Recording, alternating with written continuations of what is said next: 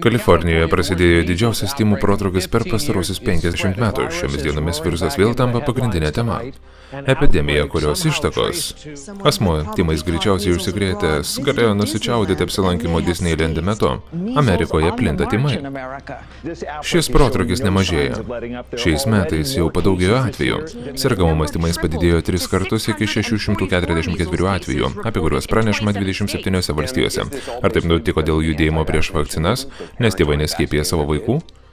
Taip, manau, kad taip. Kalifornijos įstatymų leidėjai bando priimti įstatymą, uždrausinti neskiepyti vaikus. Siūloma įstatymą prieš asmeninius įsitikinimus. Manau, kad imate suprasti, kodėl skiepijimas toks svarbus. Dalis apie vakcinas plintančios informacijos yra neteisinga.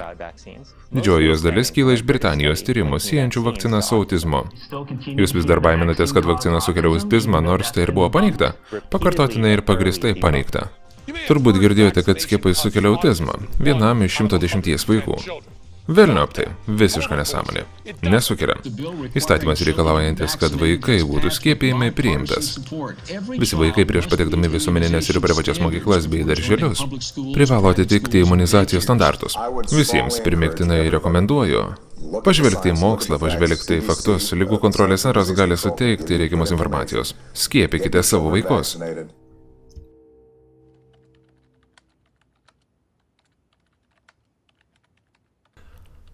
Ilgai laukiau, kad papasakočiau savo istoriją, tad noriu papasakoti ją nuoširdžiai. Buvau susijęs su milijonų mokesčių mokėtojų apgaudinėjimu dėl galimo neigiamo vakcino šalutinio poveikio. Melavome apie mokslinius atradimus. Ligų kontrolės centrui nebegalima patikėti vakcinų saugumo užtikrinimo. Nebegalima tikėti jo skaidrumu. Ligų kontrolės centrui negalima patikėti savikontrolės. Tik keletas minčių. Williamas Thompsonas, vyresnysis mokslininkas. JAV ligų kontrolės ir prevencijos centras.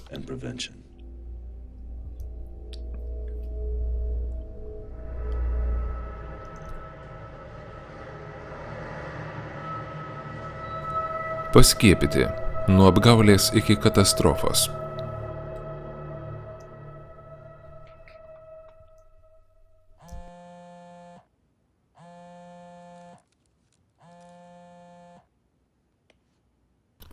Sveiki. Sėdėjau universitete prie savo darbo stalo, kai suskambėjo telefonas. Skambino daktaras Thompsonas. Brianai, mudu vienas kito nepažįstam, bet nežinau, kaip viskas baigsis. Turite sūnų sergantį autizmu ir dabar man labai gėda, kai sutinku šeimas su autistais vaikais, nes aš buvau problemos dalimi. Mano sūnus Stevenas gimė 1998 vasarį. Stevai, ką sako karvė? Tėvelis? Taip, praėjus 2 savaitėms po 15 mėnesio vakcinos jis liovėsi kalbėti. Visai nebepalaikė akių kontakto. Jį pakėlus jis tiesiog suglebęs kabėdavo. Tuo metu ligų kontrolės centras pradėjo tirti vakcinas ir autizmą.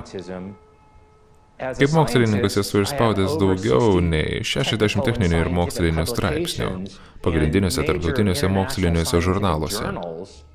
Bendravau su ligų kontrolės centru ir kritiškai žvelgiau į jų tyrimus. Tad centras nusprendė, jog mokslininkas bendrausiantis su manimi bus daktaras Williamas Thompsonas. Nedavau jam informacijos, nes jam nepatiko tai, ką sakiau apie statistiką. 2004-aisiais iš ligų kontrolės centro advokato gavau laišką, kuriame rašoma, kad nebegaliu bendrauti su centru. 2014-aisiais tas pats Thompsonas man sakė, Brianai, jei klausysit manęs ir darysit tai, ką liepiu, garantuoju, kad pasieksit labai vertingus duomenis. Ir aš norėčiau jūs vesti šiuo keliu. Daktaras Thompsonas nežino, kad visi šiame filme atlikti skambučiai yra įrašomi. Noriu būti šaltiniu, noriu jums būti vertingas. Noriu, kad sistemoje turėtumėte ryšių. Metų metus bandžiau palaužti centro gyvavimą ir mačiau tik truputėlis to, kas buvo ne taip. Ligų kontrolės centro tyrimai atsilieka dešimtmečių. Dėl neskaidrios centro veiklos praleidome 10 tyrimų metų, nes centras toks paralyžiuotas duomenų susijusių su autizmo klausimu.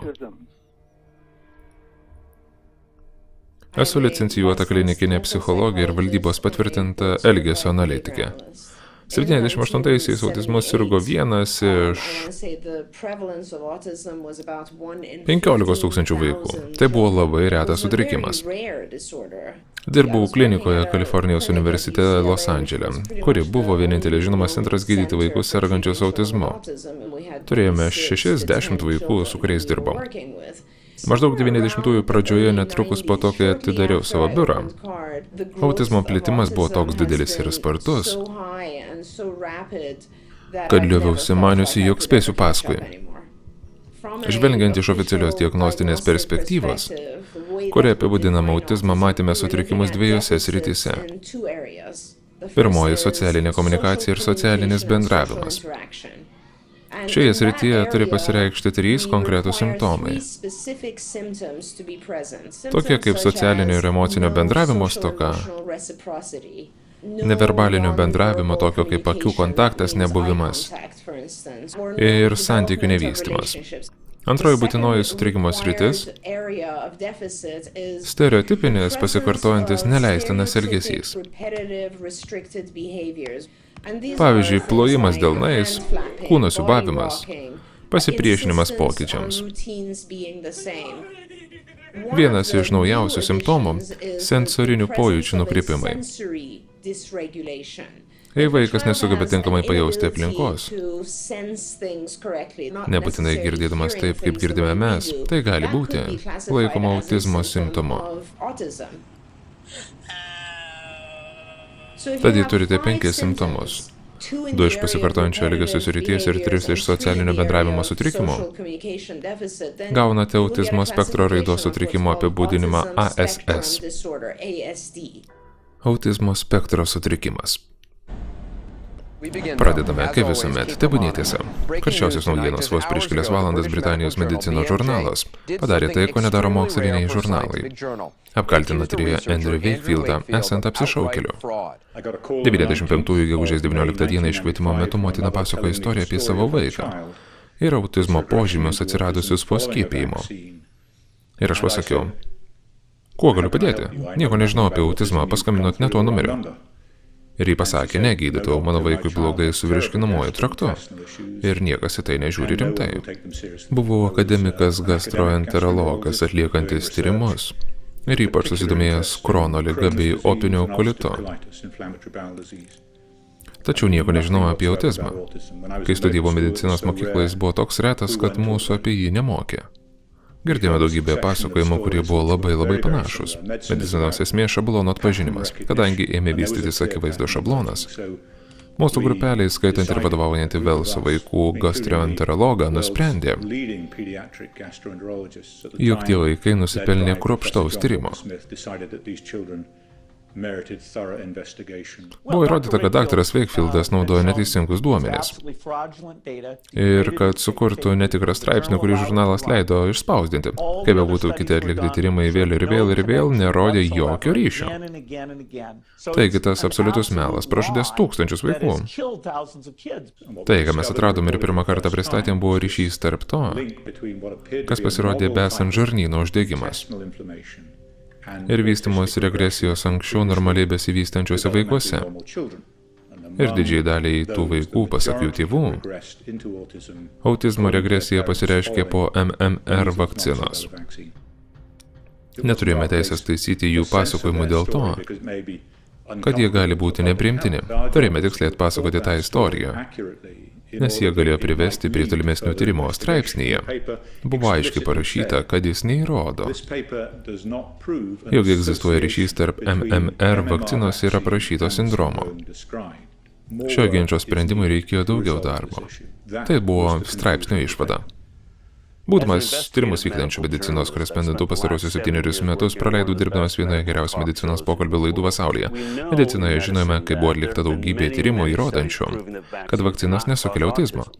Tačiau mane visuomet trikdė tūkstančių tėvų pasakojančių tą pačią istoriją. Mano vaikas buvo paskiepytas įprastai MMR vakcina, o tuomet tą pačią naktį arba kitą dieną ėmė karščiuoti. Kai karščiavimas liovėsi, jis nustojo kalbėti ir nebevaikščiojo. Iš esmės regresavo į tai, ką vadiname autizmu, ir niekada negrįžo atgal. Gydytojams būdavo liepiama klausytis pacientų, tai buvo kertinis mums pažįstamos medicinos akmuo, tačiau pastaruoju metu kažkas pasikeitė, nes pacientai nežino, apie ką kalba. Ir tie tėvai, pasakojantis apie vaikus, išsisukinėjantis nuo įstatymo, nežino, kas iš tiesų vyksta su jų vaiku. Turiu 2 vaikus.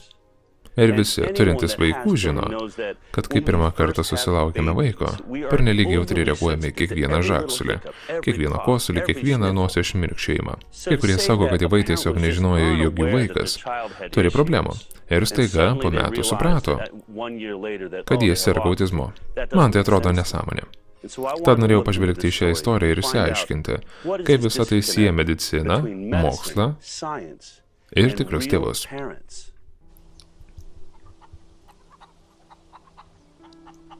Negalėjau sulaukti, kol tapsiu mama.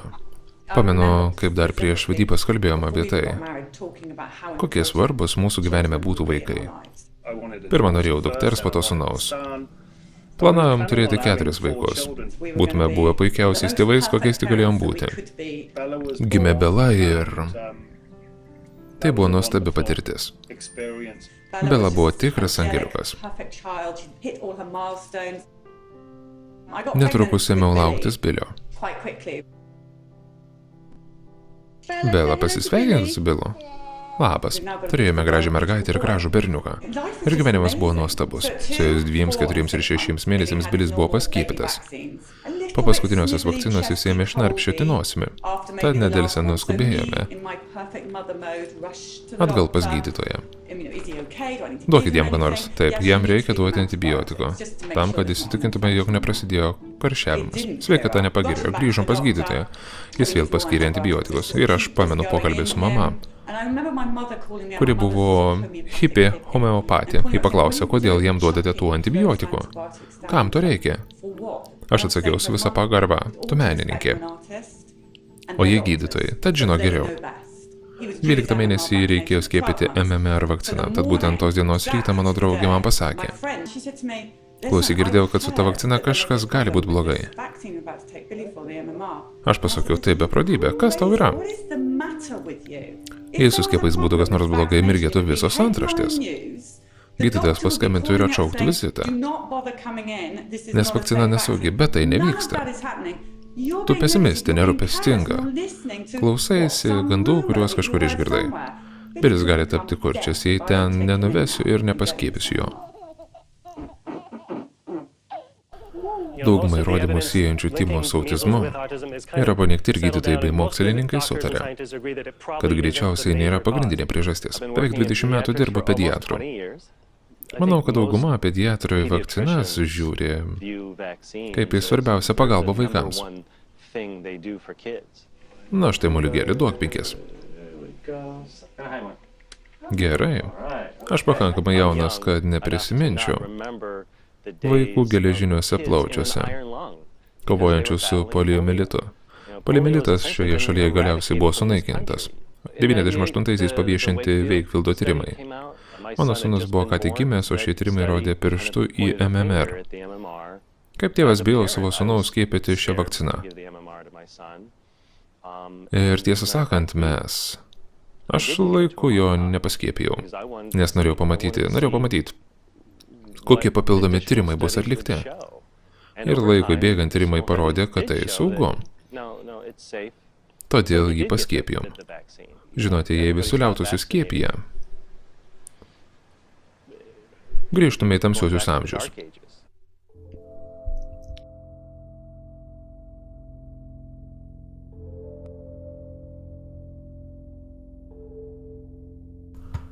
Kai ligų kontrolės centro mokslininkas dirbęs ten 17 metų pasakė,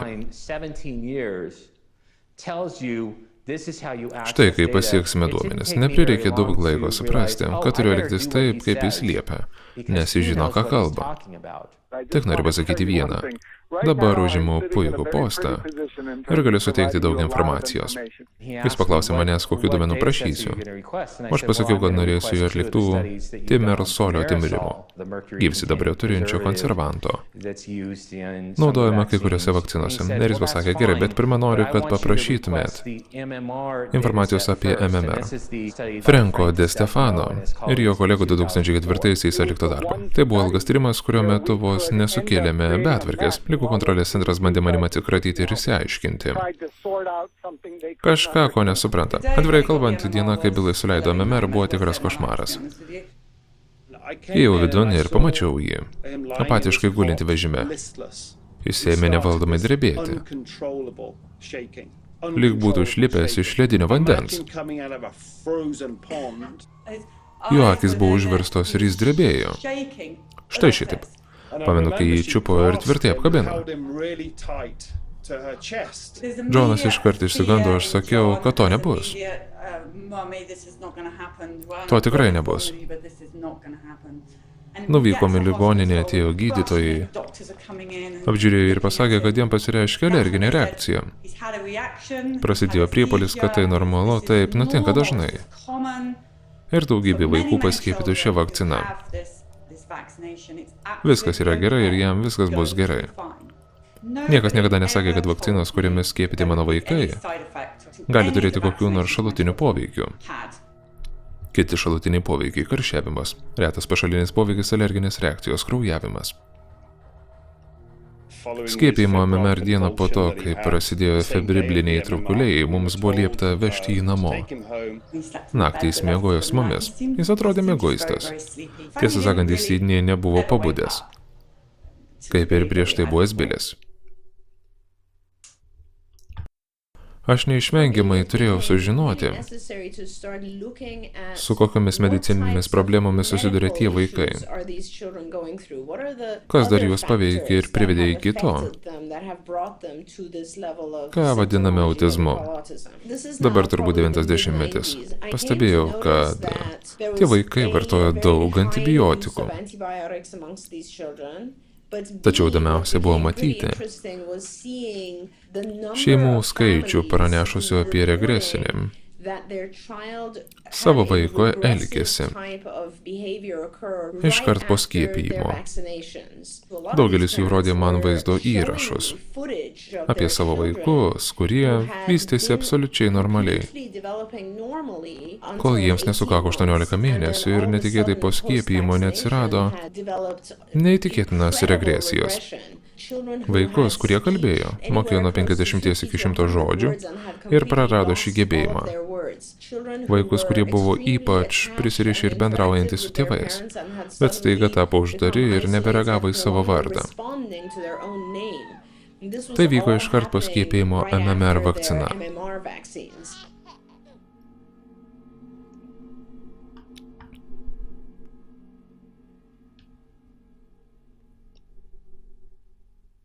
Mano vyriausiasis sūnus Ianas gimė normalus ir normaliai vystėsi.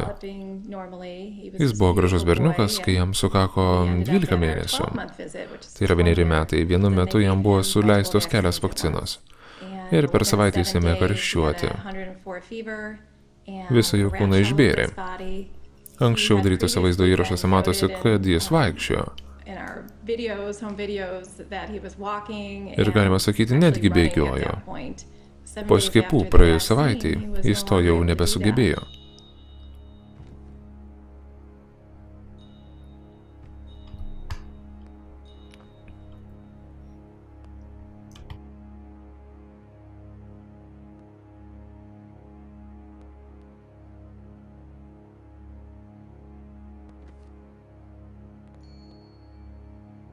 Jis ėmė smarkiai sirgti.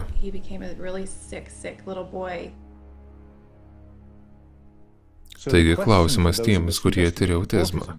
Koks ryšys tarp MMR skiepijamo vaiko amžiaus ir autizmo rizikos? Ir tam, kad suprastume, kodėl taip gali nutikti, turime suprasti MMR vakcinos istoriją. 87-aisiais Kanadoje buvo naudojama MMR vakcina, pagaminta Smith & Kline Beechman. Ta vakcina sukeldavo meningitą. Tai buvo išsiaiškinta greitai, o vakcinos naudojimas Kanadoje sustabdytas. Tačiau tą patį mėnesį, kai buvo uždrausta Ontarijoje, ji buvo licencijuota Jungtinėje karalystėje. Tai buvo pakeistas pavadinimas iš Tiveribix į Plusirix. Jungtinėje karalystėje prieš sužinant apie meningito sukelimą ir uždraudimą ją vartoti ji buvo naudojama 4 metus. Kilo visuotinis pasipiktinimas. O vakcinavimo politikos kūrėjai buvo paduoti į teismą. Tuo metu vakcina turėjo būti sunaikinta, bet tai neįvyko.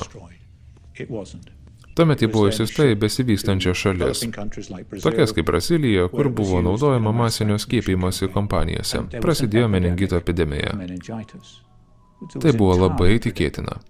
Mokslininkai ištyrė tą epidemiją ir nustatė, kad meningito rizika susijusi su sąveikos amžiumi. Kuo jaunesnis vaikas paskiepijamas vakcina, tuo didesnė susirgimo meningito rizika. Žmonėms, kaip ir aš, tiriantiems autizmą, iškilo klausimas, ar taip pat nevyksta ir su autizmu. Ar skiepijimo vakcina vaiko amžiaus, kaip ir meningito atveju, sukelia rizikos susirgti autizmu. Hipotezę pasidalinome su JAV Kongresu bei Ligų kontrolės centru. Mums pasakota istorija, apie kurią privalome pranešti. Yra tai, kad dauguma iš pažiūros normaliai besivystančių vaikų regresavo po skiepijimo MMR vakcina. Bet tai nereiškia, kad tokia yra ligos eiga. Medicinos institutas, mokslininkų ir gydytojų organizacija, tikrinanti informaciją apie vakcinų saugumą ir duodanti patarimus vyriausybei apie vakcinų tyrimo reglamentavimą. Andrew Wayfieldas turėjo teoriją, kad amžius, kada skiepijama MMR, gali padidinti autizmo riziką. Medicinos institutas norėjo, kad Ligų kontrolės centras atliktų šiuos tyrimus. Tai buvo amžiaus tyrimas. Ar tai, kad MMR vakcina suleista anksčiau, padidina autizmo riziką? Kalbant apie tuos tyrimus, niekas niekuomet nepaprašė tų duomenų, nes galimybė tai padaryti buvo laikoma paslaptyje. Thompsonas liepė paprašyti tam tikriems žmonėms. O tuomet viduje sužinau, kad vienas iš žmonių rinkusių man tuos duomenis buvo Billas Thompsonas. Jie nenori, kad žmonės žinotų, jog šie duomenys egzistuoja. Negaliu patikėti, kad mes iš tiesų juos kopijuojame.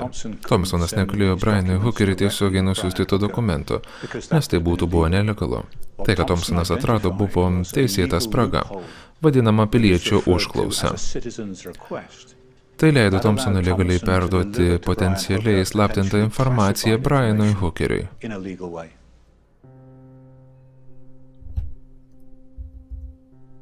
Anglijoje tam tikrų metu esame tikrinami sveikatos specialistų. Taigi 9 mėnesį Bilis buvo patikrintas ir buvo pasakyta, kad nėra ko jaudintis. Vaikas juokiasi, murma, kalba, tad patikrinimas praėjo sėkmingai. Kitas patikrinimas buvo 18 mėnesį.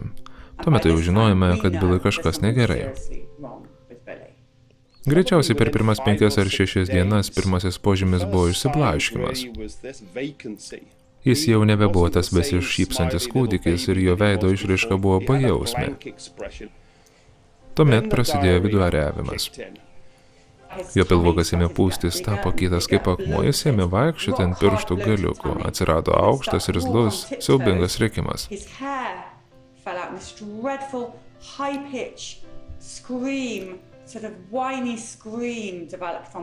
Ir tada galvos trankymas. Nuolatinis galvos trankymas į lovą, grindis, sieną ar bet ką galima trankyti galvą.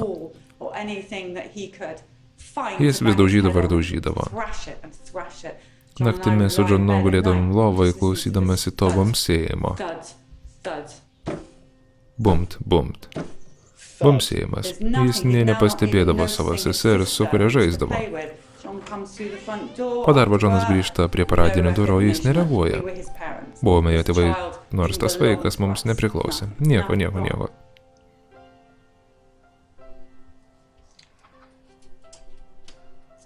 Tai buvo metas, kai tas berniukas pasikeitė iš to, kuo jis buvo ir kuo jis tapo.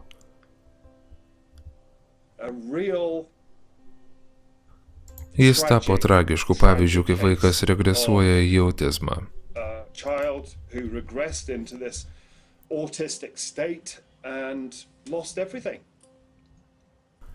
Jis prarado viską.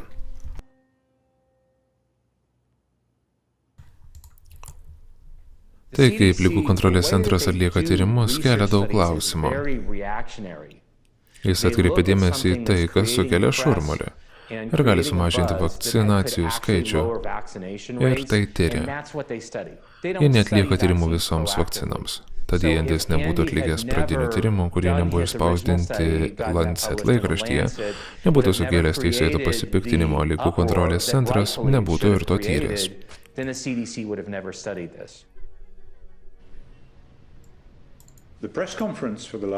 Spaudos konferenciją sušaukė medicinos mokyklos dekanas, priklausantis žiniasklaidos komitetui. Bendrasis MMR ir autizmo ryšio pojūtis buvo sukurtas Jungtinėse valstijose. Plačiai ieškau duomenų apie tyrimų bei MMR vakcinos saugumo tyrimus prieš juos licencijuojant. Kitaip tariant, kokie saugumo tyrimai buvo atlikti prieš šioms vakcinoms patenkant į prekybą ir pas vaikus. Sukūriau 205 puslapių ataskaitą, rodančių, kad MMR vakcinos saugumo tyrimai buvo apgailėtini. Jie buvo apgailėtini. Apie šios vakcinos saugumą buvo priimta daugybė prielaidų. Kilo problemų, kurias reikėjo išspręsti. Taigi parašiau savo kolegams ir dekanui ir pasakiau. Kils klausimų apie tai, ką tėvai turėtų daryti toliau. Remiantis šiuo tyrimu negaliu pritarti MMR vakcinos naudojimui. Sakiau, kad ir toliau pritarsiu vienalietės vakcinos naudojimui, bet nebegaliu remti trivalentės MMR vakcinos naudojimo. Taigi dekanas turėjo 3 pasirinkimus. Jis galėjo nerengti spaudos konferencijas, galėjo uždrausti man joje dalyvauti, arba, kai nebijotinai iškiltų klausimas apie tai, ką tėvams daryti toliau, jis galėjo nukreipti klausimą kam nors kitam. Ir kai jis iškilo, jis nukreipė jį man.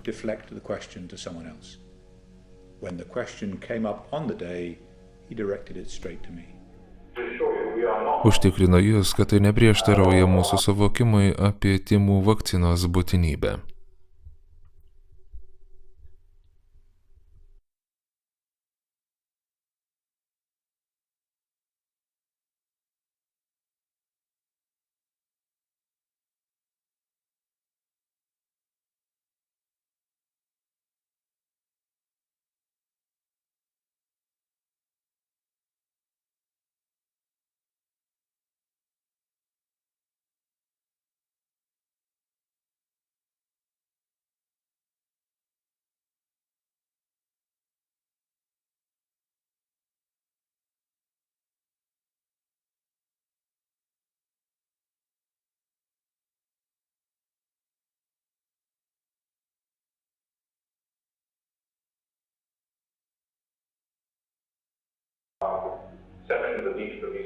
Mes visi sutinkame, kad tai labai svarbu. Toje spaudos konferencijoje aš tik rekomendavau tėvams naudoti vienvalentės vakcinas nuo tymų, raudonukės ir kiaulytės, kol problema nebus moksliškai spręsta. Kai suteikiau šias rekomendacijas, Jungtinės karalystės vyriausybė panaikino importo licencijas vienvalentėms vakcinoms. JAV MEG gamykla liovėsi gaminti jas, kad tėvai neturėtų pasirinkimo. Vyriausiojo sveikatos apsaugos skyriaus specialisto paklausiau, jei norite apsaugoti vaikus nuo rimtų užkrečiamųjų ligų, kodėl iš tėvų atimate galimybę tai padaryti? Ir jis atsakė, jei leisime tėvams pasirinkti šias vakcinas, tai sunaikins mūsų MMR programą. Kitai žodžiams tariant, buvo labiau rūpinamasi programos, o ne vaikų saugumo.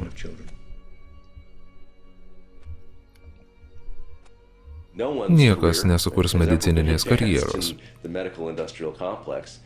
jei atvirai kritikuos vakcinų pramonę. Aš Markas Bleksidas, mergaitės, kuriai 98-aisiais buvo diagnozuotas autizmas tėvas. Parašiau 2 knygas apie autizmą, kurių tikslas kuo daugiau kalbėti apie šią ligą. Mikela gimė kaip ir visi, viskas buvo gerai. Ji vystėsi normaliai iki pirmojo gimtadienio. Ėmė tarti pirmosius žodžius. Buvo judri, daug žaidė. Ji buvo miela, graži, nepakartojama. Tuomet po kelių mėnesių ji ėmė nykti. Ji liovėsi kalbėti ir užsidarė savam pasaulyje. Kai jai sukako 2 metai ir 9 mėnesiai, buvo patvirtintas pilnas autizmo sindromas. Mums buvo nupieštas beviltiškas ir pesimistinis ateities vaizdas. Visą likusį gyvenimą ji bus neįgali, greičiausiai nepakaltinama, uždaryta ligoninėje. Ir geriausia, ką galim padaryti, susitaikyti su tuo, kas neišvengiama. Dalis to, ką išgirdome iš Harvardo ekspertų, buvo tai, kad autizmas yra genetinė liga, kurios paplitimas nors ir nedidelis, bet pastovus. Kuo daugiau domėjausi, tuo labiau supratau, kad šis požiūris buvo neteisingas. Mokslinės revoliucijos vyksta tik tuomet, kai atsiranda anomalija, kurios senosios teorijos negali paaiškinti.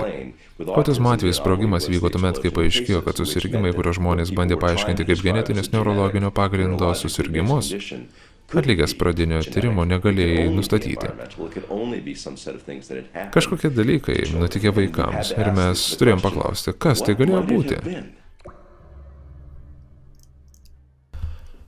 Vienas iš mano klientų buvo LVT Londonas televizijos vadovas.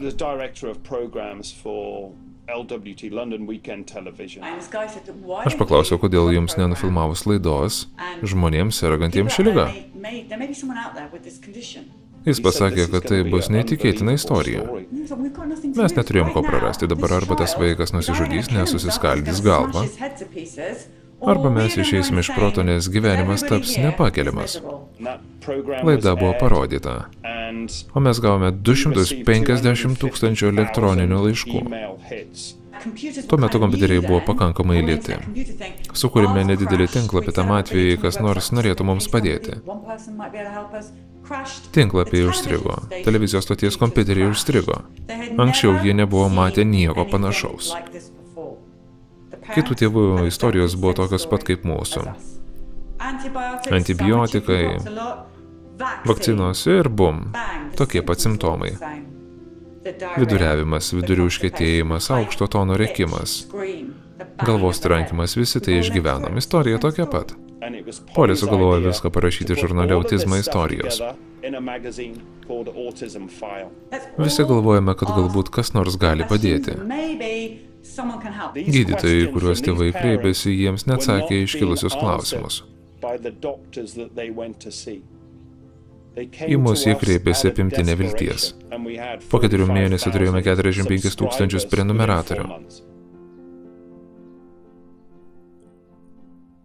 Kai gavau duomenis apie MMR ir autizmą, sukūriau savo tyrimo planą ir logiškai bei sistemiškai mąsčiau, kaip duomenys turi būti nagrinėjami. Pirmą tyriau atskirai berniukus ir mergaites, tuomet peržvelgiau juodaodžius berniukus. Statistiškai tai buvo labai svarbu.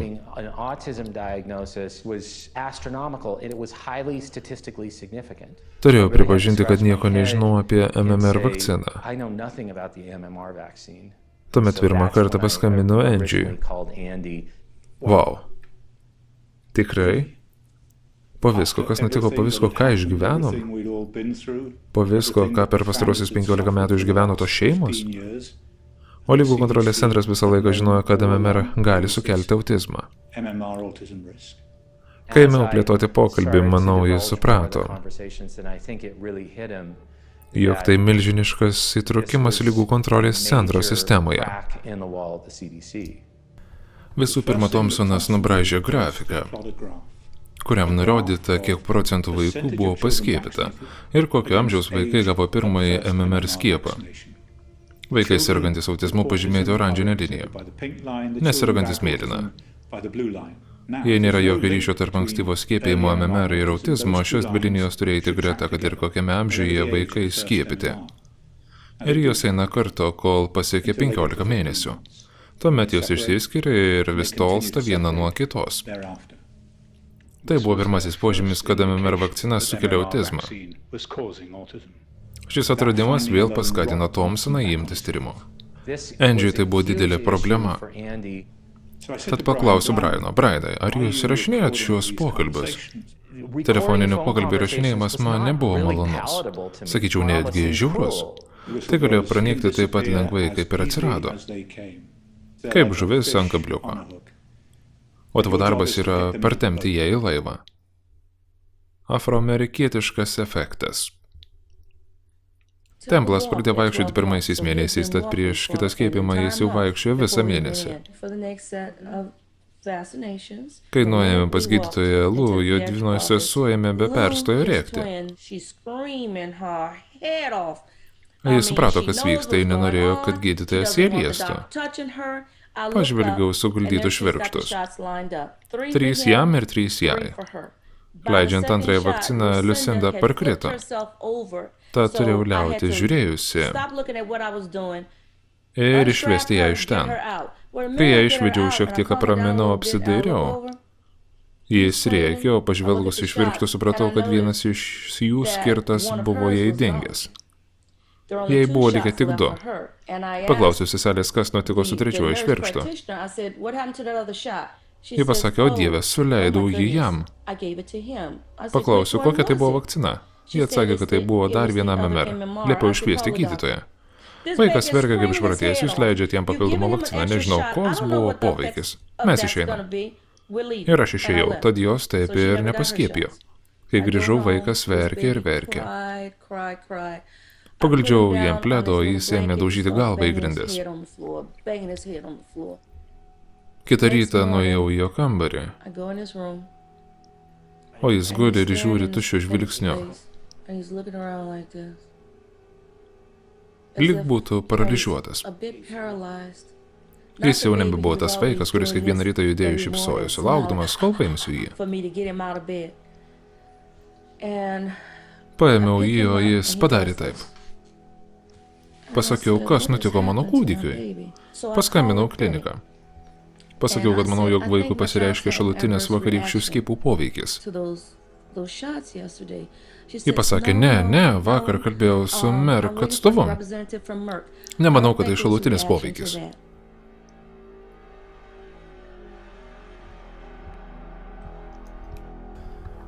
Bilas Thompsonas tyrė afroamerikiečius.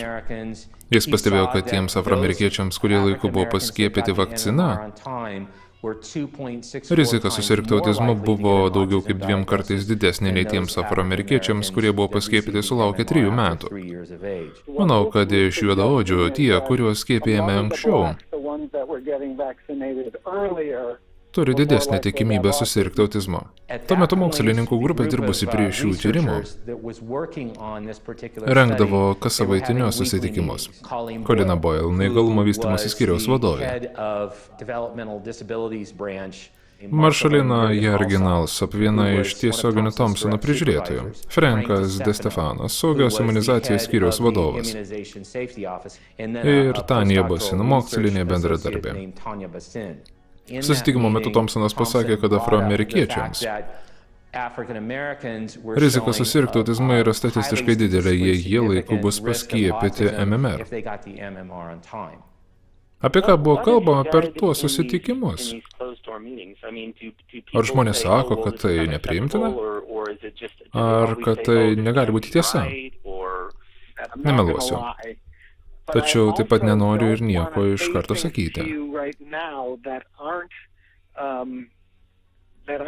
Tačiau taip pat nenoriu nieko blogo. Teisingai. Afroamerikiečių analizė prilygo 8 balų pagal Richterio skalės stiprumo žemės drebėjimui, sudrebinusiam ligų kontrolės centrą. Nuvedžiau jį pas pažįstamą pediatrą. Jį pažvelgė į jį, uždarė duris ir sušnibždėjo: Sheila, manau, jis serga autizmu. Aš pasakiau: ką, mano sūnus? Ji pasakė: taip, nusiųsiu jūs pas neurologą. Kitą savaitę nuvykome pas neurologą. Jis pasakė, kad vaikui pasireiškia visi tipiniai autizmo požymiai. Nepatikėjau tuo, smarkiai supykau. Paprašiau jo paaiškinti, kas yra autizmas. Jis man pasakė, kad jis toks gimė, aš pasakiau ne. Akivaizdu, kad afroamerikiečiams egzistavo milžiniška rizika susirgti autizmu, tačiau žinoma, kad berniukai susirga 4 kartus dažniau nei mergaitės. Tad pastebėti tai ištyrus afroamerikiečius vaikus buvo didelis atradimas. Kai nagrinėjau vien tik afroamerikiečius berniukus, bendroji rizika buvo 3,36. Man tai buvo nesuvokiama, todėl norėjau paskambinti Billui Thompsonui. Jis man pasakė, o, jūs tai supratot? Publikacijoje teigiama, kad rizika yra nedidelė. Žinoma, kad taip.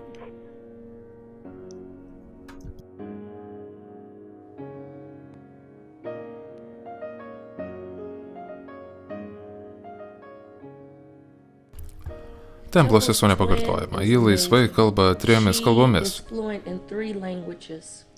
Prancūziškai kalba kaip ir gimtąja kalba. Ji mokosi. Groja pianinu. Kad ir kokia kalta jaučiuosi, vienas geriausių sprendimų jos atžvilgių buvo ta diena, kai išėjome iš kabineto. Ir jos nepaskiepijo. Šios kelionės pabaigoje nenori būti viena iš tų motinų, kurios svarsto. Ką norėjo, ką galėjo, ar turėjo padaryti. Noriu pasakyti. Atidaviau viską, ką turėjau. Stengiausi, kaip tik galėjau. Jo dvyniai eina į 11 klasę, o jis vis dar nesugeba pereiti per gatvę. Aš esu dėkinga, kad jis čia.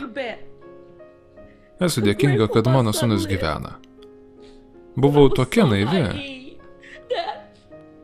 galvodama, kad jis gyvens pilnavertį gyvenimą. Kad bus laimingas vyras. Turės šeimą. Tokios buvo mano svajonės. Kiekvienais metais viskas tai, ko mano sūnus nesugeba, vis gena tolyn svajonės. Viskas apie vakcinas. Taigi, ką daro vakcinos? Vakcinos sukuria imuninę sistemą ir padeda kovoti su ligomis. Ar vakcinos saugios? Taip, tyrimai atlikti su milijonais vaikų neparodė jokio ryšio tarp vakcinų ir autizmo. Laikykis grafiko. Ligų kontrolės centro skiepimo grafikas, kurio Amerikos tėvai turi laikytis, rekomenduoja skiepyti MMR nuo 12 iki 18 mėnesio. Tačiau slaptose duomenyse, kurios mums perdavė Williamas Thompsonas, matyti, kad afroamerikiečiams taip pat pavojingiausias laikas skiepyti vakciną. Mano nuomonė, Ligų kontrolės centras pirmoji įstaigų, į kurią reikėtų kreiptis ieškant informacijos apie užkrečiamą ligą. Aš greičiausiai žiūrėčiau jų tinklapį ar vieną iš išleistų knygų. Tame pastate pilna mokslininkų protingesnių už mane. Ar Ligų kontrolės centras sukčiauja? Įrodymas numeris 1. Nukrypimas nuo analizės plano. Analizės planas vienas iš svarbiausių mokslinio tyrimo dalių. Tai įstatymas, kuriuo mokslininkai laikosi tyrimo metu.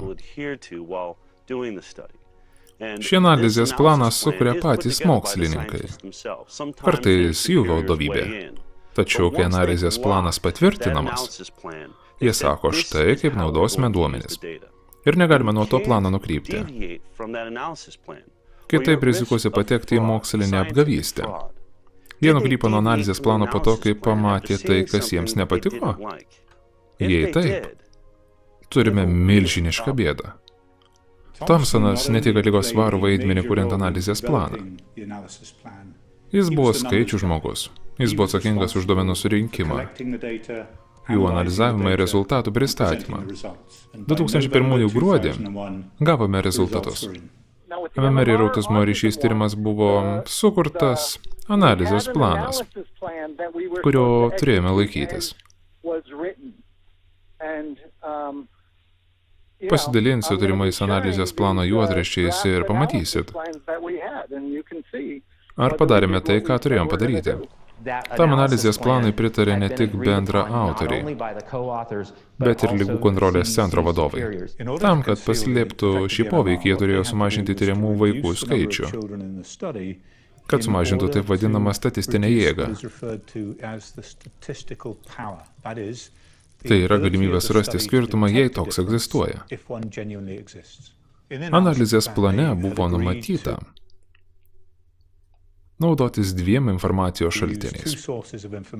Pirmasis buvo vaikų mokyklų įrašai, o antrasis Džordžijos valstijos gimstamumo įrašai, taigi visi tyrimi vaikai turėjo mokyklų įrašus, bet tik pusė turėjo Džordžijos gimstamumo įrašus, nes kiti gimė kitose valstijose. Taigi analizės planas buvo aiškus. Informacija apie vaiko rasę turi būti nustatyta iš mokyklos įrašų. Tačiau susidūrė su duomenimis apie padidėjusią riziką afroamerikiečiams vaikams. Jie nukrypo nuo analizės plano. Jie nusprendė duomenimis apie rasę paimti ne iš mokyklos įrašų, bet iš Džordžijos gimimo liudijimo. Vietoje 3000 tyrimųjų.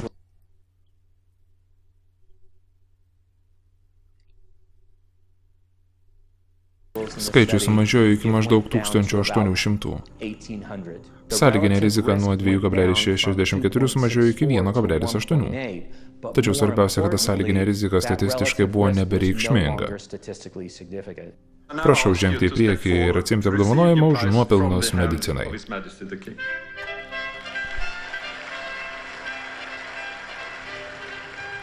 Aš Lukas Montanieris.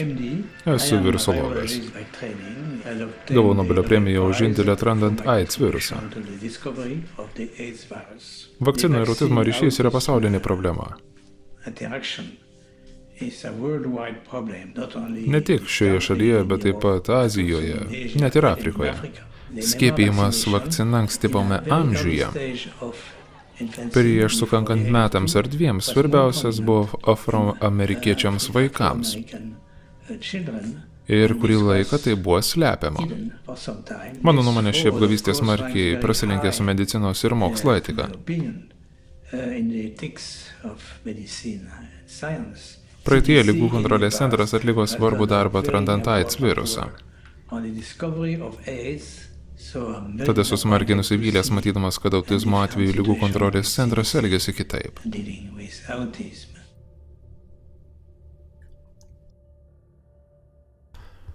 Netrukus po to, kai Julie Gerberding tapo Ligų kontrolės centro vadove, ėmiau su ja bendrauti ir prašyti atvykti į mano biurą. Nepanašu, kad vyko prieštaringi tyrimai. Ligų kontrolės centras bandė reklamuoti vaikų skiepijimą, bei patys atliko saugumo tyrimus. Tinkamiausia Ligų kontrolės centro pozicija – nekeisti vakcinavimo tvarkos. Mes intensyviai bandome surasti neįgalumo atsiradimo priežastis. Mano nuomonė, Ligų kontrolės centre vyko interesų konfliktas. Ligų kontrolės centras negali gauti pinigų tiesiogiai iš farmacininkų, tačiau jie gali sukurti fondą, į kurį gali gauti įplaukas iš komercinių įmonių. Merck, GlaxoSmithKline, Pfizer, Sanofi Aventis turi multimilijoninius vakcinų verslus, kurie neša pelną. Pelnas auga, nes kai kurios naujos vakcinos užpatentuotos, brangios ir saugomos žmogaus sveikatos tarnybų, bei garantuotų multimilijoninių franšizių. Kai dirbau Merck, buvau Vioxx pardavimo atstovė. Kilo skandalas po to, kai išaiškėjo, kad Merck klastojo duomenis. Ir nustabė faktą, kad Vioxxas sukėlė 2 kartus daugiau širdies smūgių ir infarktų nei placebas. Supratau tai, kai vien tik faktas, kad kažkas yra prekyboje, nereiškia, kad tas produktas yra saugus. Manau, kad skiepydamiesi žengime į pavojingą teritoriją. Jei farmacijos kompanija iš grafiko išims vieną vakciną, per metus ji gali prarasti $30 milijardų. Tai nepaslaptis. Man atrodo, jie paskelbė savo planus. Sukurti aplinką tinkamą nuolatiniam skiepimui nuo gimimo iki mirties.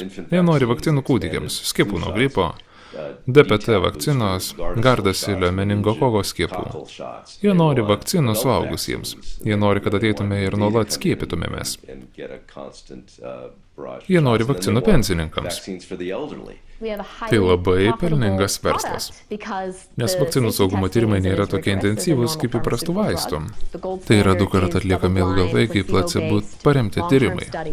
Vakcinoms šie tyrimai neatliekami, nes jos klasifikuojamos kitaip, kaip visuomenės sveikatos užtikrinimo priemonė, nebandoma jų sąveika su kitomis vakcinomis. Nors gydytojai vieno apsilankymo metu suleidžia 6-9 dozes, tai beprotiška. Jei tai būtų tikrinami vaistai, jų nebūtų prekyboje. Dėl to, kad tai vakcinos saugumo bandymai paprastesni. Su mūsų vaikais atliekami eksperimentai. Man nepatinka į autizmą žvelgti stebint vaikų elgesį. Aš stengiuosi žvelgti tai, kas jį sukelia. Autizmą apibūdinčiau kaip organizmo nesugebėjimą išsivalyti taip, kaip jam priklauso. Taip nutinka dėl toksinės perkrovos. Šie vaikai nepašalina iš organizmo vakcinų. Tas pats vyksta su guma produktais, pesticidais, esančiais maiste. Jei galiu apsaugoti vaiką nuo dar didesnio kiekio toksinų, tuomet vaikui, su kuriuo dirbu, po truputį gerėja. Be jokios abejonės tai, kas nutiko Bilui, pakeitė jo gyvenimą. Man pavyko. Jam 19 metų, jo ūgis 1,89 m.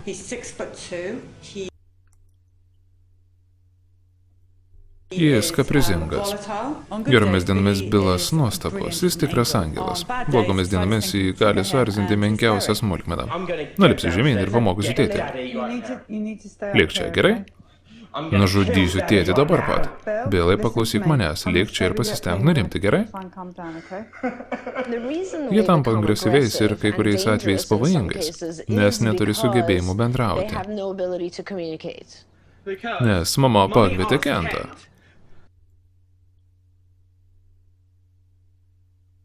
Kentas atnešė kukurūzų, o viščiukai čia. Tai tavo kaltė, mama.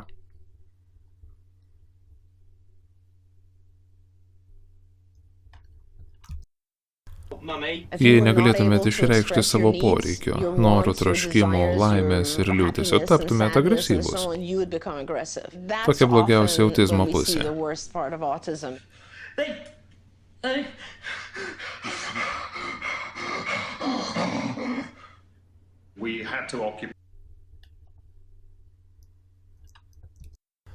Turėjome užimti jo kambarį ir pasinaudoti jo video grotuvu. Tai milžiniškas įsibrovimas jo erdvę. Ir jis labai nusimirė. Bilai, daugiau niekur negalėjome pažiūrėti to vaizdo įrašo. Pameni, paklausyk, Bilai. Nesinervink, Bilai. Bilai, nesiginčyk su tėčiu. Tokių kaip mes, auginančių vakcinų sužalotus vaikus milijonai. Sakau jums, nes nenoriu, kad gyventume tokį gyvenimą, kaip gyvenu aš. Nenoriu, kad jums skaudėtų. Nenoriu, kad jūs ar jūsų šeima kentėtų. Štai kodėl jums tai sakau, kitų priežasčių neturiu. Man tai jau neberūpi. Mano vaikas jau suluošintas.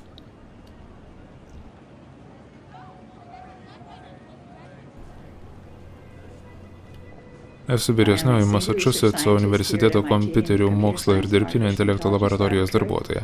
Turiu MT biofizikos bakalauro diplomą, taip pat elektros inžinerijos ir kompiuterių mokslo daktaro laipsnį. Pirmą kartą susidomėjau autizmu po to, kai mano geriausios draugės sūnus susirgo po skiepijimo DPT vakcina. Iškart po skiepo prasidėjo viduriavimas, pakilo temperatūra, po savaitės prasidėjo traukulė, vėliau buvo diagnozuotas autizmas. Turime priimti faktą, kad autizmas yra nauja liga. Iki 30-ųjų autizmo paplitimas pasaulyje buvo nulinis. Po to ilgą laiką juos sirgo 1 iš 10 000. Autizmo tyrinėjimo susidomėjau prieš daugelį metų, kai pamačiau, kad sergamumas padidėjo. Buvo neramu matyti proporcingai didėjantį augimą. Tas augimas neįtikėtinai baugina. Skaičiuojant nuo 90-ojo dešimtmečio pabaigos, nuo mažo paplitimo perėjimo prie kreivė vis dar vertikali. Mažėjimo nesimato. Kiekvienais metais Ligų kontrolės centras pateikia vaikų, kuriems diagnozuotas autizmas skaičių. Ir jei nuo 75-ųjų brėžtume liniją, gautume eksponentinę kreivę. Jei laikysime, kad viskas vyks taip, kaip vyko pastarosius 30 metų, 2032 metais 80% berniukų turės autizmo spektro sutrikimą. Pusė vaikų, 80% berniukų.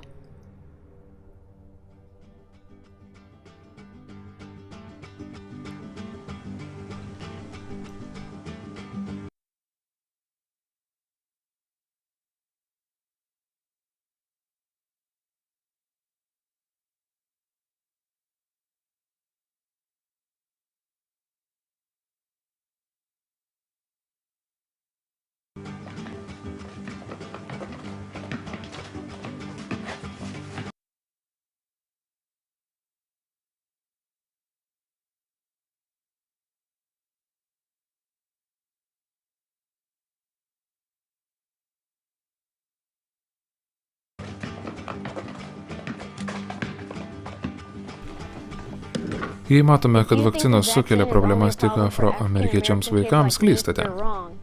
Turime kur kas didesnę problemą. Ji kelia grėsmę visiems vaikams ir yra vadinama izoliuotojų autizmu.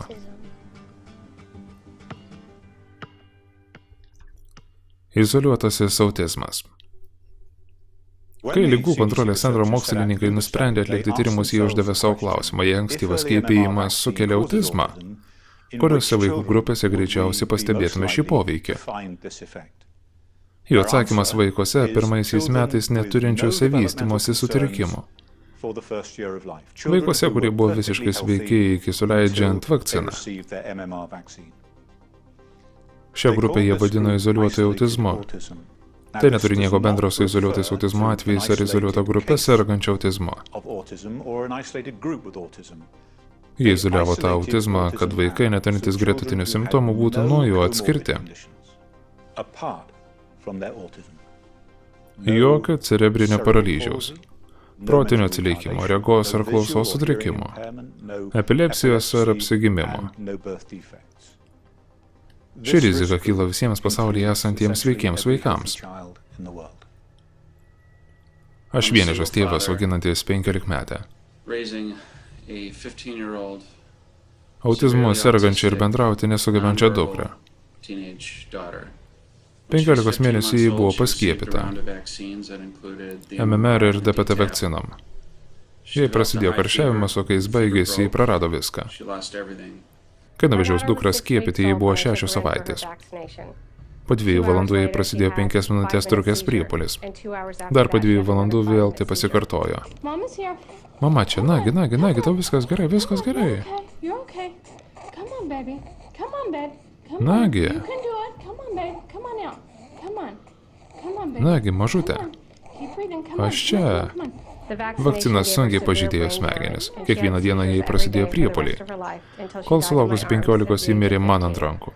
Nėra objektyvių priežasčių nesiskiepyti. Jis buvo paskiepytas MMR ir DTP po kelių dienų, jis liovėsi kalbėti. Vėmimas traukuliai. Nebematė kairiąją akim. Vakcinas iš mūsų atėmė laimingą, sveiką vaiką.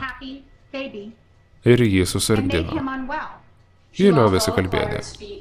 Jis nebekalbėjo, nebepalaikė akių kontakto. Jei vakcinos būtų nesaugios, manau, kad tai būtų įdomi ir pagrįsta diskusija. Akivaizdu, kad keletui žmonių tai pakenkė. Nesuprantu, kodėl dėl to ginčijotės. Vakcinos saugios.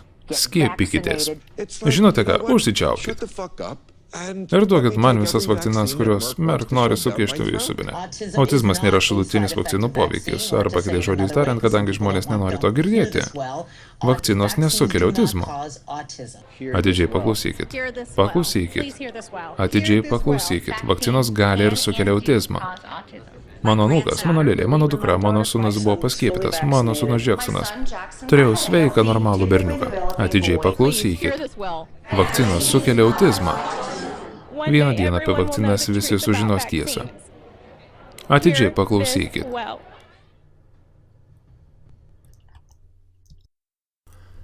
Mano nuomonė įdomiausi rezultatai buvo gauti iš izoliuotusios grupės. Tos, kuri neturi gretutinių požymių. Poveikis yra ten, kur jo ir tikėsi. Izoliuoto autizmo atveju jis pamatė poveikį. Būtent tiems vaikams, kurie buvo laiku paskiepyti MMR. Kai Bilas Thompsonas patikrino tuos skaičius, jis pamatė milžinišką poveikį.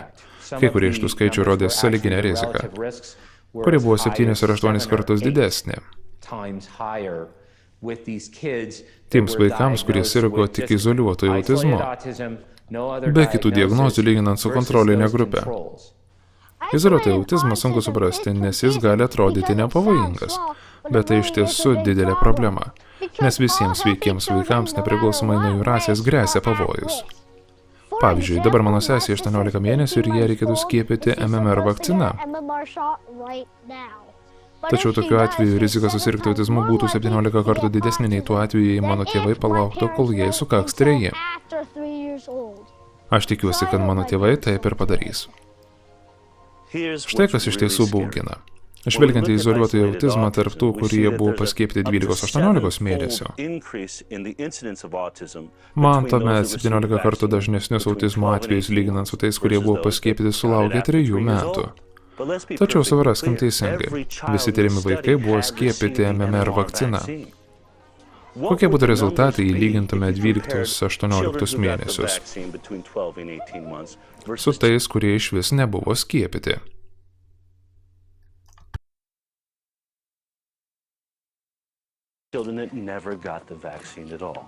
Tai dažnai vadinama vakcinuotų prieš nevakcinuotus tyrimu. O Ligų kontrolės centras atsisako atlikti šį tyrimą. Nors visiems mūsų vartojamiems vaistams šie tyrimai buvo atlikti. Grupė vartojusi vaistus yra lyginama su grupe, kuri jų nevartojo. Tuomet matoma, kad daugiau komplikacijų ir šalutinių poveikių kyla grupėje, kuri vartojo. Tai kodėl Ligų kontrolės centras atsisako taip tirti vakcinas? Greičiausiai todėl, kad jei pažvelgsime į tyrimo rezultatus,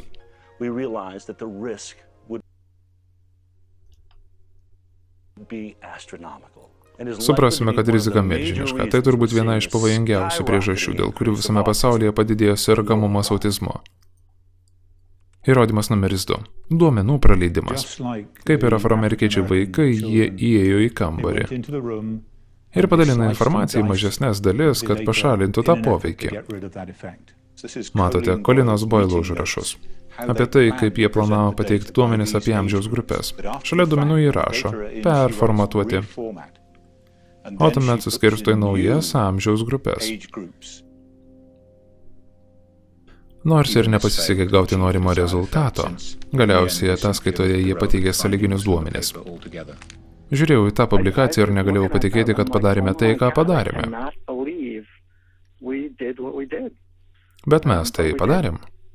Viskas ten. Viskas. Jūs tie, kurie rūpinasi šios šalies sveikata, šiandieną sėdite čia. Jūs esate įsipareigoję tiems vaikams, kuriuos čia matėte. Jūs privalote užtikrinti, kad tie tyrimai yra nuodugnus, kruopštūs, kad visi žinotų, jog turime visus faktus. Bet jūs to neturite. Viena iš priežasčių, kodėl tai darėme, nes tai buvo svarbu. Aptarinėdami tyrimo rezultatus, jie prisiekė sakyti tiesą.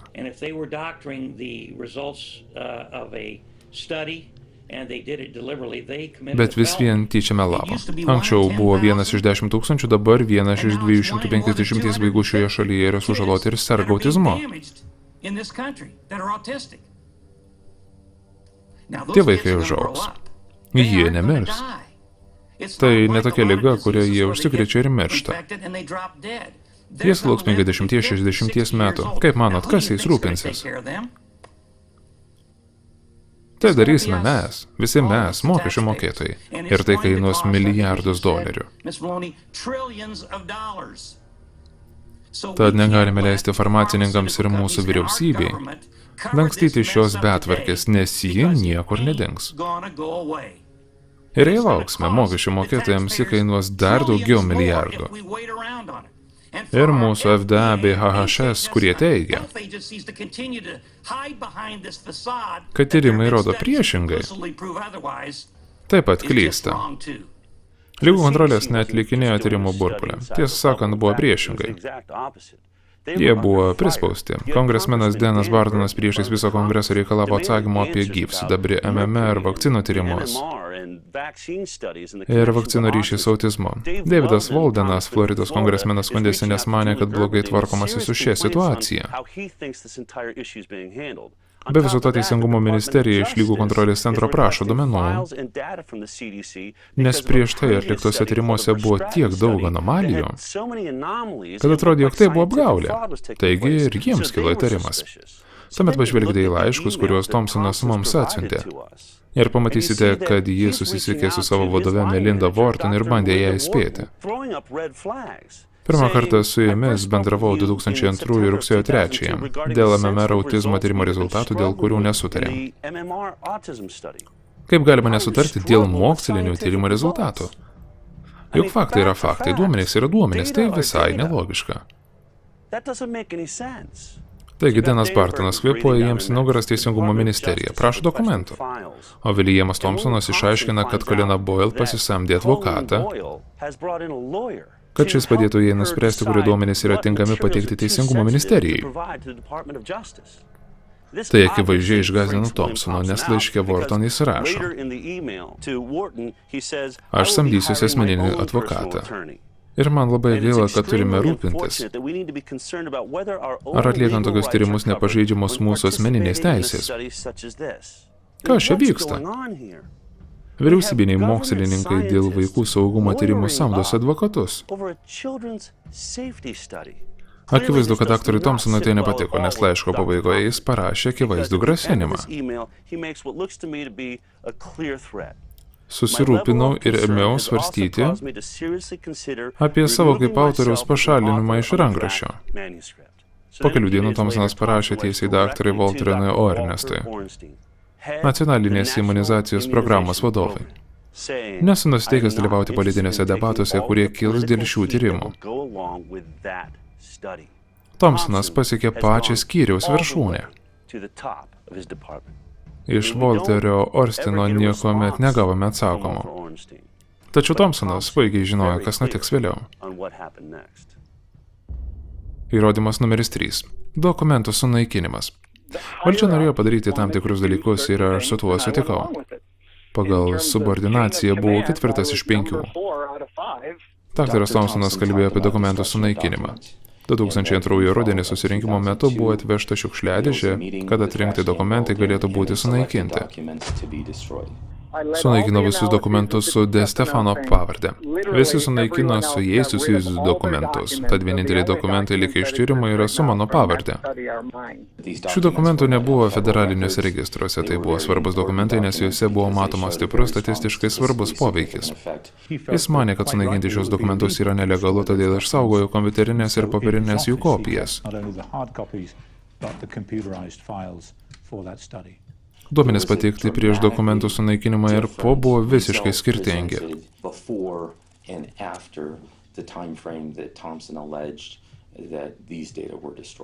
Jei iki 2002 spalio nebūčiau matęs tų dokumentų, niekas neįrodytų, kad jie turėjo rezultatus.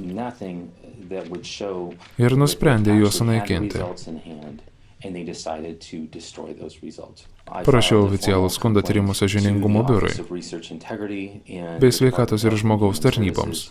Neilgai trukus gavau atsakymą, kad visi bendraautoriai išskyrus daktarą Thompsoną paneigė, kad buvo sušauktas toks susirinkimas, kad bet kokia medžiaga buvo sunaikinta ar išmesta. Daktarą Thompsoną jie vadino melagiu. Tai buvo jų žodis prieš jį. Daktaras Thompsonas nuspėjo, kad taip nutiks.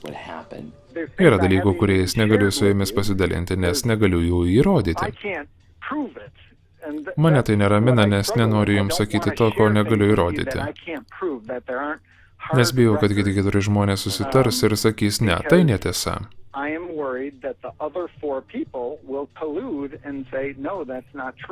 Daktaras Thompsonas pateikė mano dokumentus būtent tuo metu, kai bendraautoriai išsigynė rengę susirinkimą. Vis matau, kaip žmonės elgiasi netiškai ir šlykščiai, ir niekas dėl to neprisiima atsakomybės.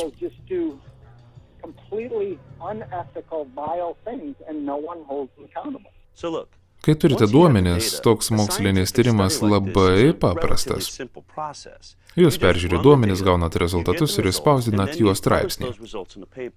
Remiantis jų analizės planu, šis tyrimas turėjo užtrukti 6 mėnesius, nuo 2001 gegužės iki gruodžio. Tad jie naikino duomenis. Kodėl šis tyrimas truko 4 metus? Visi turime klausti Ligų kontrolės centro, kas nutiko tarp 2002 spalio ir 2004 vasario.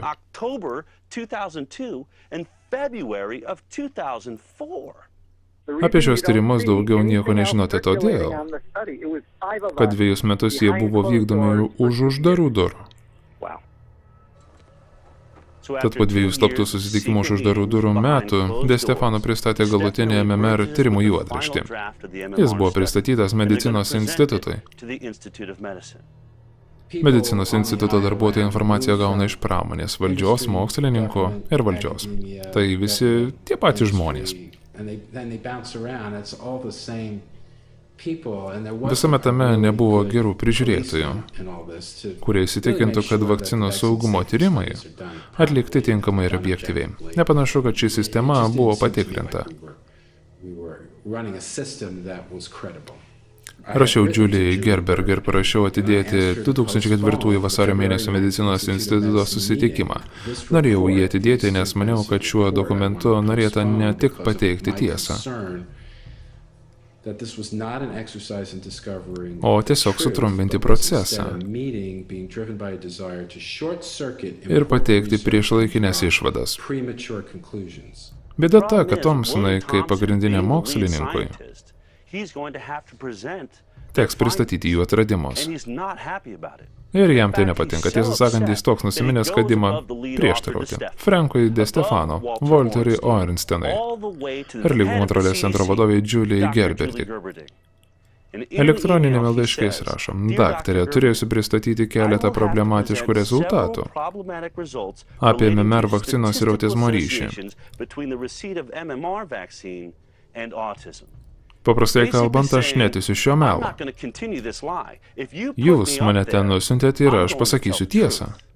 Thompsonas buvo paskirtas pravesti trumpą pasitarimą. Bet po to, kai direktoriai Gerberding pasakė pranešęs, jog yra ryšys, jis buvo pakeistas Franko De Stefano. Jis turėjo pranešti, kad nerado ryšių tarp MMR ir autizmo. Medicinos institutas žengė negrįžtamą žingsnį. Taigi, nepaisant tiesos, MMR vakciną jis paskelbė saugia.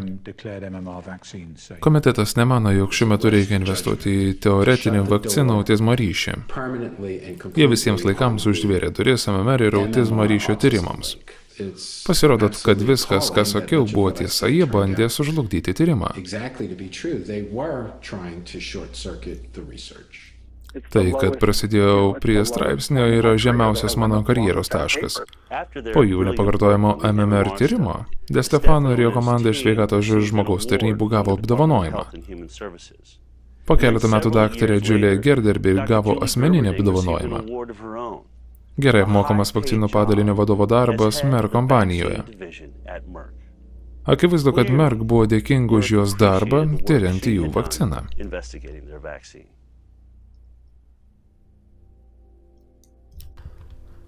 Kaip jau žinote, parašiau straipsnį apie MMR rezultatus. Jame yra kai kas, ką sužinojau iš jūsų.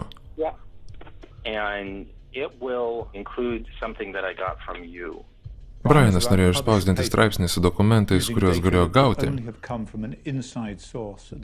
tik iš Ligų kontrolės centre esančio šaltinio. Ir nuo tos akimirkos Williamas Thompsonas buvo pažymėtas. Andy susisiekė su manim ir pasakė, kad metas išduoti centro informatorių. Ironiška, kad po 12 metų, kai Thompsonas išsipasakoja Hookeriui, Colin Boyle priešais kongresą pasakoja tą patį melą. Tačiau šį kartą atsirado naujas žaidėjas. Tai kongresmenas Billas Posey iš Floridos. Man įdomu, ar Ligų kontrolės centras atliko tyrimus lygindamas skiepytis ir nesiskiepyti vaikus. Ar tai atlikot? Tiesą sakant, mes atlikom daugybę tyrimų ieškodami ryšio tarp timerozolio, vakcinų, autizmo ir kitų vystymosi sutrikimų. Ligų kontrolės centro melas nesikeitė. Skirtumas tas, kad dabar turėjome Williamą Thompsoną. Vakcinos ir jų komponentai nedidina autizmo rizikos. Prašau, neturim daug laiko. Taigi patvirtinate, kad tyrėte vakcinuotus ir nevakcinuotus vaikus. Mes netyrėme vakcinuotų ir nevakcinuotų vaikų. Gerai, sustokit. Toks buvo mano klausimas. Jūs iššvaistėte 2 minutės mano laiko. Brianas panašų straipsnį publikavo Gamtos neuromokslas tinklapyje. Jis konkrečiai paminėjo nežinomą šaltinį iš ligų kontrolės centro. Mano didžiausia baimė išsipildė, kai tinklapio atstovas susisiekė su centru ir susisiekė su Walteriu Orensteinu. Žinutė buvo persiųsta Frankui De Stefano, šis parašė bendraautoriams sakydamas: saugokitės, jums gali kliūti. Išsigandome, kad Billui Thompsonui kasame griovį. Pasakiau, Brianai, turime padaryti 3 dalykus. Turime ryšininkui Thompsonui nusamdyti advokatą. Turime įsitikinti, kad jo dokumentai yra pas Pauserį ir turime atskleisti jo tapatybę. Informatoriams pavojus gresia tik tol, kol jų tapatybę težino tik jų priešai.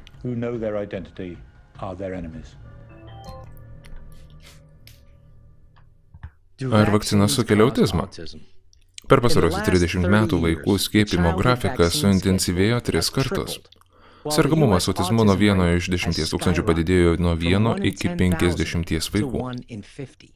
Tuzinai publikuotų tyrimų ataskaitų rodo, kad vakcinos ir autizmas yra susiję. Ginčai kyla dėl 86 metų sužalojimo vakcinomis akto, kurį kongresas priėmė dėl farmacininkų lobizmo. Jis apsaugo farmacininkus nuo atsakomybės, kai jų gaminamos vakcinos sutrikdo sveikatą ar iššaukia mirtį. Vakcinos, kurios, kaip pripažįsta federalinė valdžia, yra neišvengiamai nesaugios.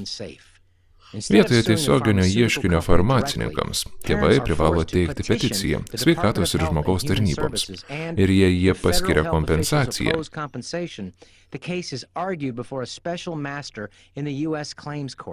byla sprendžiama Jungtinių Amerikos valstijų teisme. Dauguma tai vadina vakcinų teismu. Štai keletas faktų apie jį.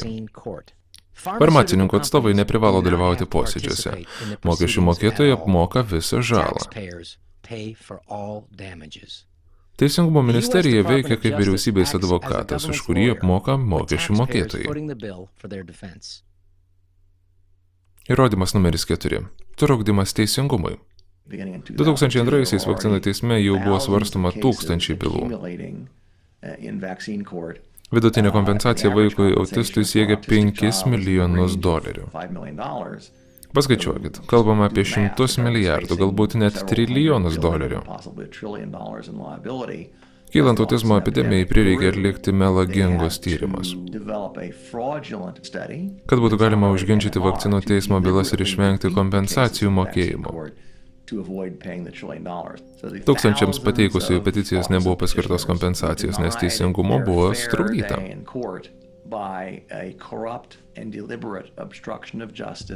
Tai vienas iš labiausiai neetiškų visų laikų medicininių sprendimų. Todėl, kad tie vaikai buvo paaukoti dėl pažado kompensuoti žalą.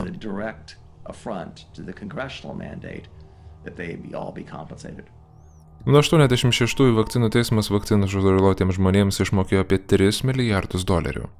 Melagingi ligų kontrolės centro vykdyti MMR tyrimai buvo panaudoti nuginčyti autizmu sergančių vaikų ieškiniams. Praėjusį rudenį man paskambino šaltinis iš vidaus ir pasakė, kad po 2 savaičių centre bus informatorius.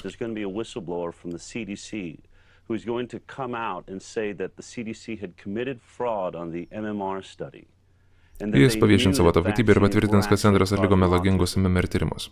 Tai labai svarbi informacija. Deja, šios istorijos negalėjau papasakoti savo medicinos pokalbių laidoje, nes didelė dalis finansavimo gaunama iš farmacijos kompanijų. Bet to palaikėme gerus ryšius su Ligų kontrolės centru, kurio atstovai daugybę kartų dalyvavo laidose. Bet aš žinojau, kad praėjus 2 savaitėms po istorijos paviešinimo, apie ją kalbės per visas žinių laidas Fox, CNN, NBC televizijose. Kalbame apie svarbiausią medicinos istoriją per pastarosius 2 dešimtmečius. Praėjo 2 savaitės. Pamačiau vaizdo įrašą įkeltą Andrew Wakefieldo ir Briano Hookerio ir išgirdau apie Williamą Thompsoną ir jo prisipažinimą. O Dieve, negaliu patikėti, kad padarėme tai, ką padarėm. Viskas ten. Viskas ten. Tinklaraščiai, Twitteris, Facebookas, socialinė medija, visur apie tai buvo kalbama. Tačiau ne vienas vyriausybinis šaltinis apie tai net neužsiminė. Tiesą sakant, kažkas įkėlė istoriją į CNN tinklapį, o CNN jį ištrynė. Tuomet supratau, kad farmacijos pramonė finansuoja ne tik mano medicinos pokalbių laidą, bet ir visą televiziją.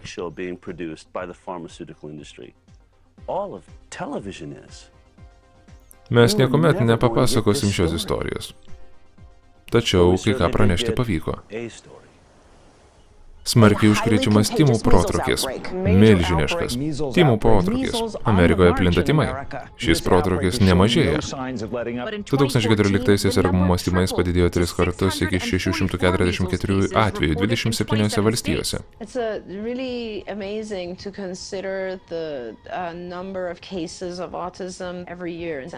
Labai įdomu kiekvienais metais palyginti susirgimo autizmo skaičių su vaikų tymais užsikrėtusių vizito Disneylande metų skaičiumi.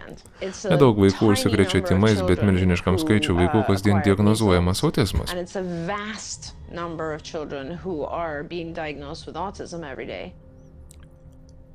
108 tūkstančiai atvejų. Mes nežinojame, kas sukelia autizmą, mes nežinome, kas jį sukelia, tačiau žinome, kad vakcinos to nedaro.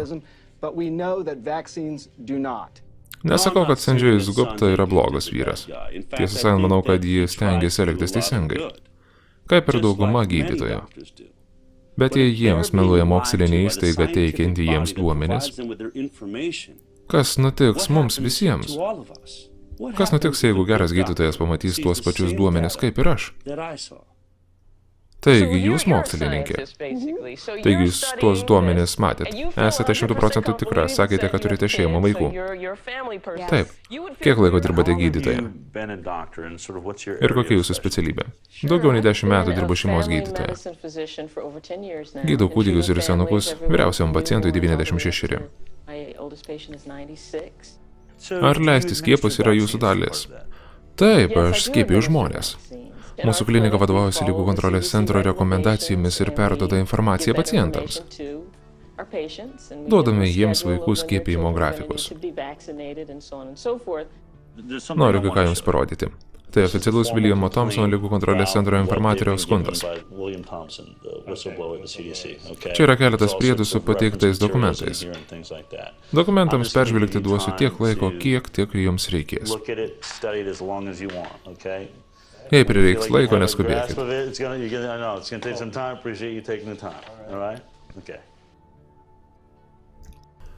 Tai, ką jums atsiunčiau, yra Williamo Thompsono paviešinta centro apgavystė. Visi trūkstami duomenys. Ar turėjote progą juos peržvelgti? Tai neįtikėtina. Akivaizdu, kad duomenys buvo sukeisti. Tai privertė mane abejoti. Į organizaciją reglamentuojanti mano darbą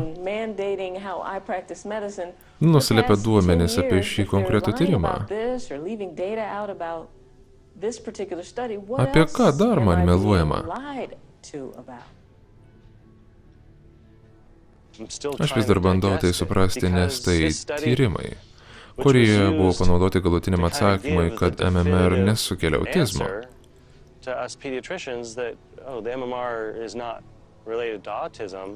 Jaučiuosi apgautas. Pradėdami tyrimą, jie norėjo surinkti duomenis ir juos ištirti. Tačiau dalį duomenų jie tiesiog ignoravo.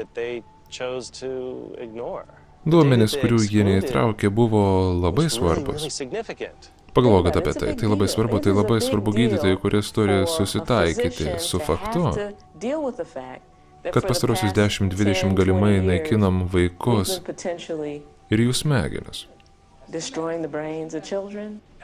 Tai, ką pastarosius 10 metų sakydavau savo pacientams, paremta melu, apgavystė. Tėvai priimantys sprendimus dėl savo vaikų sveikatos nusipelnė žinoti geriausiai jiems prieinamą informaciją.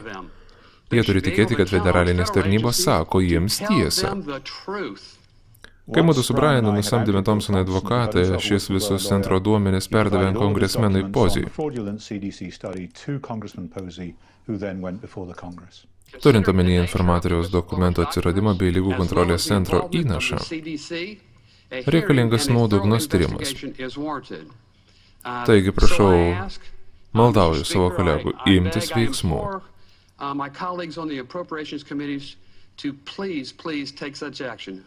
Ačiū.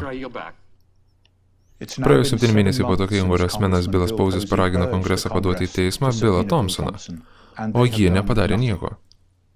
Bilas Thompsonas nori būti pašauktas į kongresą. Kaip ligų kontrolės centro darbuotojas, jis negali nieko pasakoti savo noru, nes jam grėstų kalėjimas. Williamas Thompsonas turi stoti prieš kongresą, jis turi stoti prieš tautą. Visi turi išgirsti tai, ką jis nori pasakyti. Jam reikia stoti prieš kongresą. Reikia atvesti ir Julia Gerderbing. Tai labai trikdantis faktai, kad atlikę šį tyrimą jie slėpė svarbią informaciją apie MMR ir autizmo ryšius.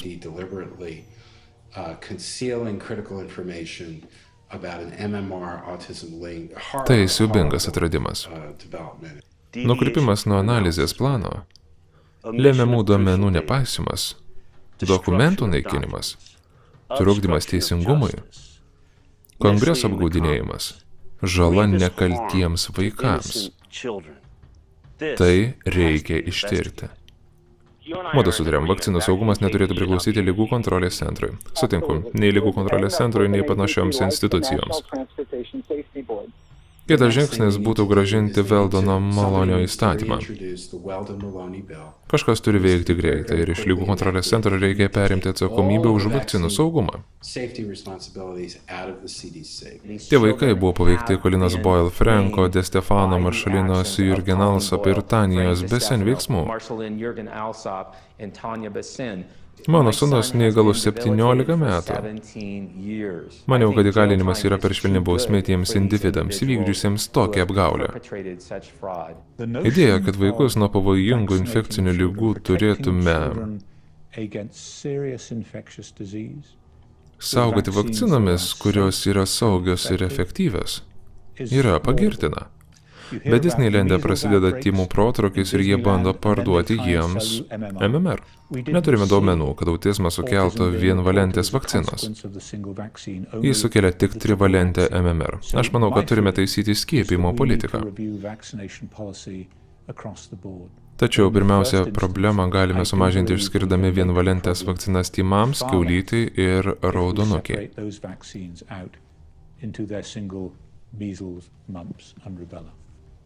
Negaliu įsivaizduoti, kas būtų, jei pusė ateityje gimstančių vaikų turėtų autizmo spektro sutrikimų. Situacija būtų katastrofiška. Nebeužtektų pinigų padėti normaliems vaikams, suteikti jiems išsilavinimą. Turėtume daugybę sergančių vaikų, o tėvams būtų iššūkis juos auginti. Bendruomenė nebegalėtų koncentruotis į nieko kitą. Poveikis mūsų ekonomikai ir nacionaliniams interesams milžiniškas.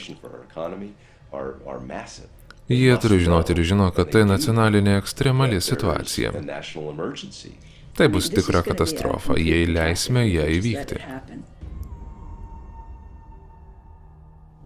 Ką kitą kartą pasakysite mamai, sėdinčiai su kūdikiu rankose ir klausiančiai, ar MMR vakcina yra pavojinga? Pasakyčiau, jei atvirai savo vaikų neskiepyčiau MMR vakciną. Štai kodėl. JAV kas 7 minutės vaikui diagnozuojamas autizmas.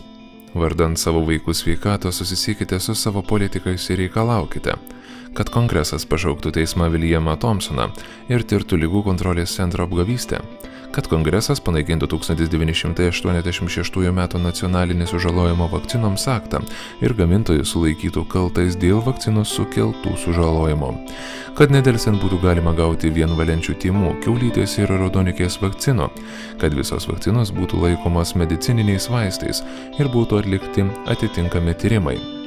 Frankas De Stefano, Colina Boyle, Maršalin Jargen Elsop, Tania Basin, Walteris Ornestinas ir Julia Gerderblink buvo pakviesti filmuoti šiame filme. Jie visi atsisakė. Už šio vertimo užsakymą dėkojame Facebook grupiai Skiepai, vaistai ir ligos. Tekstą vertė Nematoma, redagavo Spinefix, įgarsino Dovydas. Terel komanda.